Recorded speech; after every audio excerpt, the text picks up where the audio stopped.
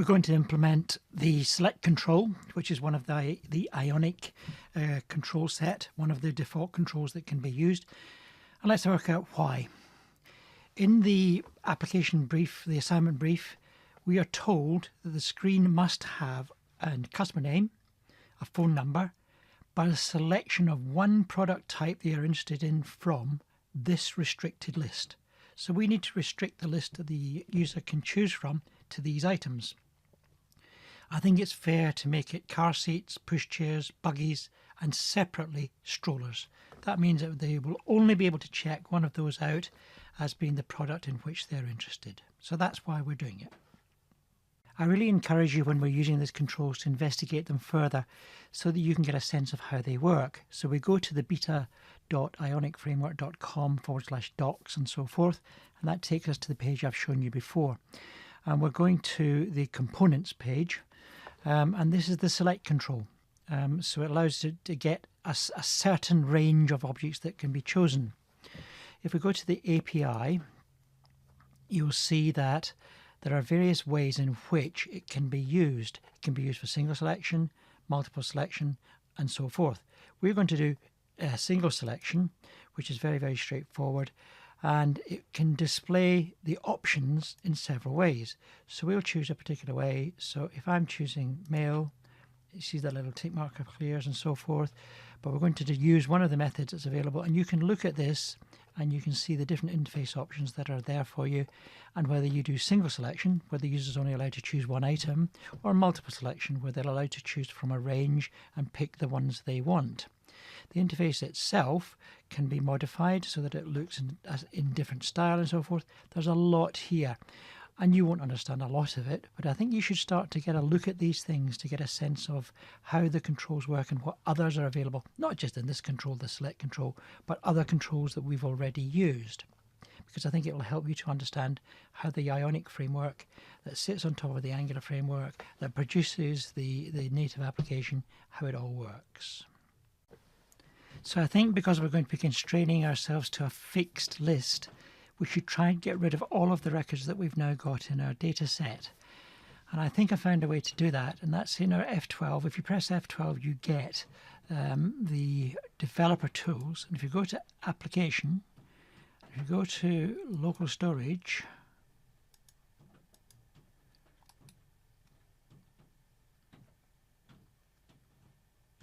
clear storage,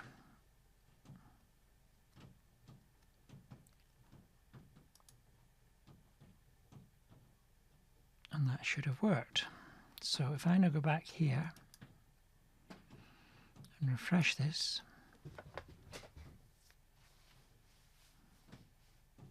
the application has no data. So we'll add a couple of items once we've got our select control in place. So the first thing I've done is I've gone into the docs, and I want to have a single selection. That's obviously because the customer can only put one item in per inquiry, because that's the data structure only accommodates that. You know, remember our interface that we've created, it only has one place for one type of product. So I have literally copied this particular section of code, and I'm going to paste that in to my editor, and I've pasted it in here. Now I've taken the floating option here away from this so that the product is going to sit on the left, that label is going to sit on the left, and this will then sit on the right. Now you'll see that I've got placeholder select one, and we've got male and female, obviously not appropriate for us, but at least this was going to produce the facility that we can show that the control itself works. So I have built, I've compiled, I've done all that sort of stuff. So here's our inquiry interface now, so I do that. And there it is, product, select one, and we've got male and female. So that's exactly the component we want to see. So I'm going to do that. And what I will now do is I'll modify this list into the list of products that are valid within our application. So I've now replaced the items which were male, female into these items that are suitable for our requirements for our assignment. And we've got the car seat, the pushchair, the buggy, and the stroller. Now, in this is just a title. This bit in between the two element tags is just a title. It's just what you see in the interface. But the value that it's going to work with is here inside this string, which is car seat, pushchair, buggy and stroller. And that's what will be stored as a data item in our application storage. So that's what we've got. So I'm going to compile and check this out to make sure that we're getting the display. And then we'll just move on from that to make sure that we're data binding it to the right items in the inquiry service. So refreshing it. Go to here. And there we are, product, select one. And those are the options: car seat, pushchair, buggy and stroller.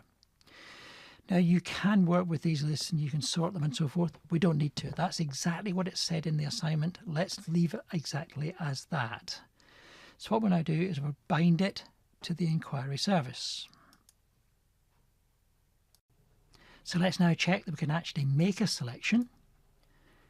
Car seat, buggy, single item. Exactly what we want. That's the behavior we want. So if we attempt to do that, it doesn't select both, it just selects the one. I'm going to do that. Just do it again. And buggy is selected there. So that proves that our list is working. We select one item, we cannot select two, so our requirements are being met. So we're now in a position to link this to our inquiry service. And so I'm going to put the link in here using ngModel, just the same as we've done in line 18 here. ngModel is that. We're going to put ngModel in here to link to the product, the inquiry.product. So that's the link to that particular piece of the data set, and the two-way binding should now work. So I've saved and compiled, so let's see what we get.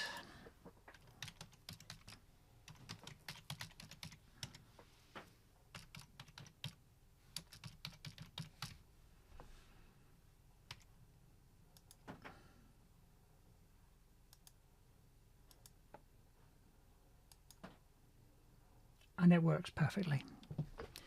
So that's really good. Well, let's see whether we can now edit it. Going from car seat to buggy. And it's now buggy. That's absolutely perfect. That's exactly what we need. And in fact, you've met the needs of the assignment at this point. Now we're going to refine it further, because what must be really, really done very carefully is that you make this application your own. You're going to change the way in which things look. You're going to change this title here. You're going to change that title there. You're going to make sure that when you have an item, you can delete it. And those are all things that are going to individualize the app for you. At its base, as it stands, it's a perfect working example of what you need for the application, but it's not good enough for the distinctions, in my humble opinion. So we need to move on and make it even better.